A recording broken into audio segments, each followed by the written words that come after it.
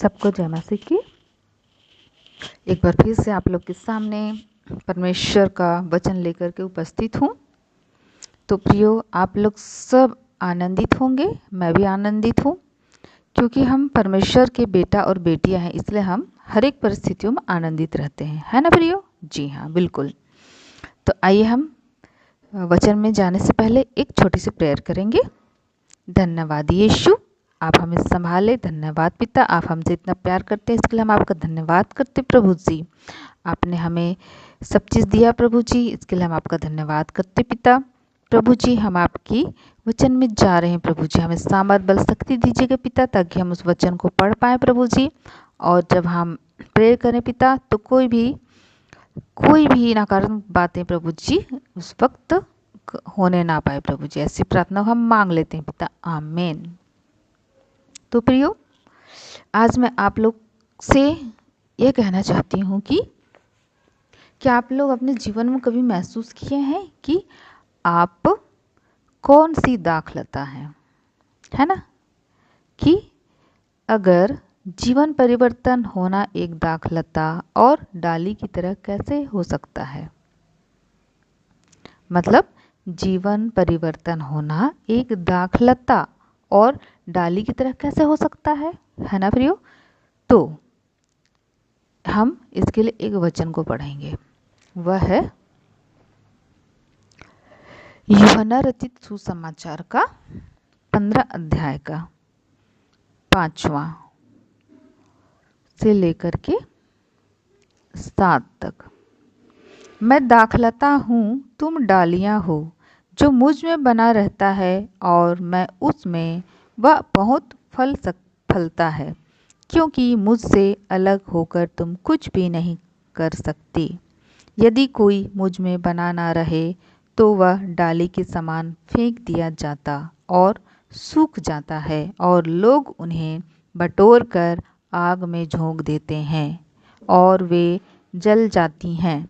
यदि तुम मुझ में बने रहो और मेरा वचन तुम में बना रहे, तो जो चाहो मांगो और वह तुम्हारे लिए हो जाएगा। इस वचन के पढ़े जाने से हम सबको आशीष मिले, आमीन। तो प्रियो, परमेश्वर का वचन क्या कह रहा है कि तुम मुझ में बने रहो तो मैं भी तुझ में बना रहूँगा, है ना प्रियो? परमेश्वर जो है वो बहुत बड़ी दाखलता है, ठीक है? परमेश्वर जो हो बहुत बड़ी दाखलता है, हम सब उनकी डालियाँ हैं, ठीक है ना? अगर हम परमेश्वर में बने रहेंगे तो हम फलेंगे, फूलेंगे और बढ़ेंगे। अगर नहीं बने रहेंगे तो हम फलेंगे, फूलेंगे और नहीं बढ़ेंगे, ठीक है ना? तो परमेश्वर का कहना है, मेरे बच्चों, मैं तुम्हारे लिए एक दाखलता हूँ और तुम मेरी डालियाँ हो, है ना? और जो डालियाँ अच्छे से फलता फूलता नहीं है, उसको परमेश्वर काट देता है, और जो फलता है उसे छांटता है ना प्रियो? ठीक है। जिस तरीके से एक माली जो होता है वह एक बागान की रखवाली करता है, जब वो रखवाली करता है तो डेली वह बागान की देख रेख करता है, उसमें पानी डालता है, और जो पौधा मुरझाता है उसको अच्छे से देख रेख करता है, और जो पत्तियाँ सूख जाती हैं उसको उसमें से निकाल कर फेंक देता है ना, ताकि वो पौधा अच्छे से फले फूले।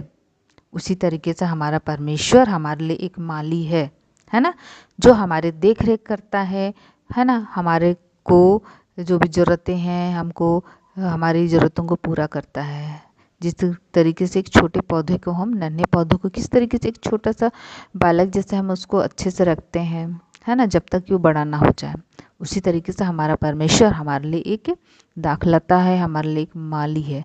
चाहे आप उन्हें परमेश्वर को हमारा माली कह लीजिए, चाहे वो हमारा चरवाहा कह लीजिए, या फिर वो हमारे लिए एक गाइडेंस देने वाला यीशु मसीह है ना, ठीक है। तो परमेश्वर जो है वह इस वचन से हमें यही सिखाना चाहता है कि हम परमेश्वर के डालियां हैं। परमेश्वर हमारे लिए बहुत बड़ा एक दाखलता है, जिससे हम निकले हुए डालियां हैं, और हमें उस डालियां को फलना और फूलना है, और हम फलना और फूलना मतलब अच्छी फल फूल से हमें भरे रहना है। और हम अच्छे फल फूल से कैसे भरे रहेंगे? जब हम उस दाखलता से बने रहेंगे, यीशु मसीह से बने रहेंगे, तब हम अच्छे से फल फूल सकते हैं। ठीक है प्रियो, तो आइए हम छोटी सी प्रेयर में जाएंगे। धन्यवाद यीशु। हे पिता परमेश्वर प्रभु जी, सचमुच में राजा, मैं आपका धन्यवाद करती हूँ प्रभु जी कि आप हमारी एक सच्ची दाखलता है प्रभु जी, झूठे नहीं है प्रभु जी। आप हमारे जीवन की सच्ची दाखलता है। आप एक दाखलता बन करके हमारे जीवन को सहेजते हैं प्रभु जी। आप एक दाखलता बन करके हमारे जीवन को बटोर के रखते हैं प्रभु जी। हमारे जीवन को काटते छाटते हैं प्रभु जी, ताकि हम अच्छे से फले फूलें और बढ़ जाएं प्रभु जी।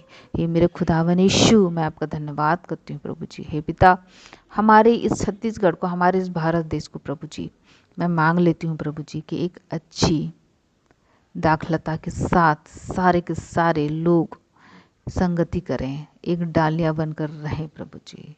हाँ पिता, ऐसी प्रार्थना को मैं मांग लेती हूँ प्रभु जी।